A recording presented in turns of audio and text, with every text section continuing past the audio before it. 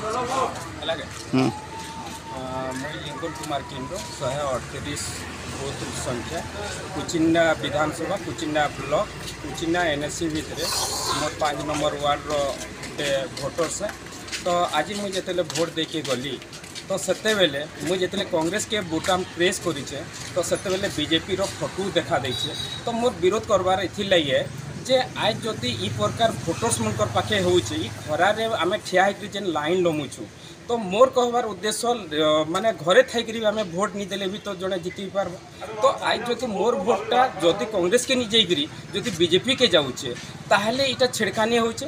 अब मुझे अनुरोध करबी आज जेन युवपीढ़ी है कि प्रत्येक भोटर्स मन को जे आपन माने भोट दे जदि जाऊछन बेले आपन मनकर से साउंड जेन होचे स्क्रीन नहीं देखाबार तो आपन नहीं देखबार तो से भोटर्स हिसाब रे सेठानु नहीं जाऊन आ से स्क्रीन रे देखुन जे प्रकृति रे आपनकर जेन भोट देछन मूल्यवान जेन भोट कथा कहछन से भोट प्रकृति से जगह देखा दौचे कि नहीं देखबार तापरे आपन माने चैलेंज भोट करबे कि अन्य किसी सहारा नेबे। धन्यवाद दौचे कुचिन्ना जनसाधारण को धन्यवाद।